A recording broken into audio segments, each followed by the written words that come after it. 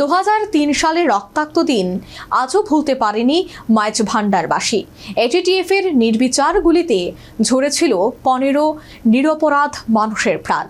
21 বছর পরেও স্বজনহারাদের হৃদয়ে সেই ক্ষত আজও তাজা।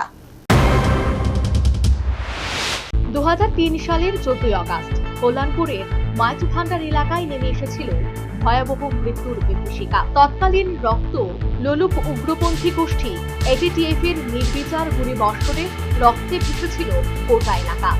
ঘাতকদের নৃশংস হামলায় প্রাণ হারিয়েছিলেন 15 জন নিরপরাধ নারী।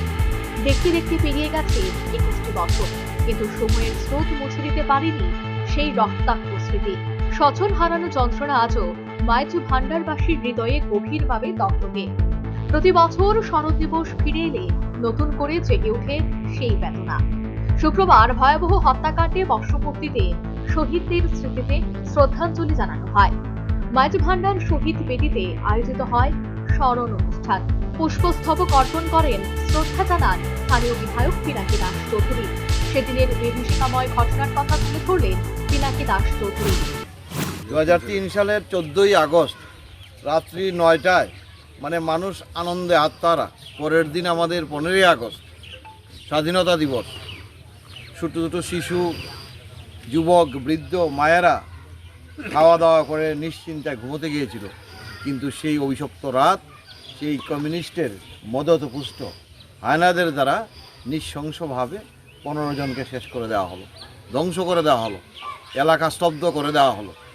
সেই দিন আজকেও আমরা ভুলতে পারিনি এবং ওই শহীদদের প্রতি শ্রদ্ধা জানানোর জন্য প্রত্যেক বছর আমরা আমাদের কল্যাণপুর ভারতীয় জনতা পার্টি মণ্ডল এবং কমলনগর শক্তি কেন্দ্রের উদ্যোগে এশাকান্তায় শহীদ পরিবারদেরকে সঙ্গে নিয়ে তাদের স্মরণ করা, তাদের শ্রদ্ধাঞ্জলি দেওয়া, শহীদ পরিবারের পাশে থাকা এবং বিকালবেলায় ঠিক 3টায় এখানে শহীদ স্মরণে সমাবেশও অনুষ্ঠিত হয়।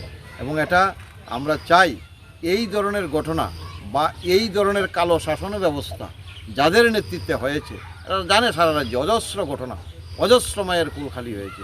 সেই শাসন ব্যবস্থা, কালো শাসন ব্যবস্থা যাতে আর ফিরে না আসতে পারে সেখানটায় আমরা প্রতিজ্ঞাবদ্ধ হই। শ্রদ্ধা নিবেদন করেন কল্যাণপুর নগর পঞ্চায়েতের চেয়ারম্যান সোমেন গোপ। উপস্থিত ছিলেন মণ্ডল সভাপতি এবং শক্তি কেন্দ্র প্রমুখ বাবুল দেবনাথ। অনুষ্ঠানে যোগ দেন স্বজনহারা শহীদ পরিবারের পরিজনেরাও। পুষ্পার্ঘ অর্পণের মুহূর্তে ভারী হয়ে ওঠে পরিবেশ। নীরবতায় যেন ফিরে আসে সেই ভয়ালো দিনের স্মৃতি। স্বজন হারানোর কান্না আর শহীদদের প্রতি শ্রদ্ধায় আবেগঘন হয়ে ওঠে অনুষ্ঠান স্থল। অনুষ্ঠানে শহীদদের আত্মত্যাগ স্মরণ করে শান্তি ও সম্প্রীতির বার্তাও উঠে আসে। Bureau report, news vanguard. Welcome to ICFA University Tripura, where education meets excellence. Experience smart classrooms, modern labs, and a Wi-Fi 6-enabled campus. Learn from expert faculty with an industry-focused curriculum. With a strong placement record spanning over 22 years, your future starts here. Join ICFA University Tripura. Dream big.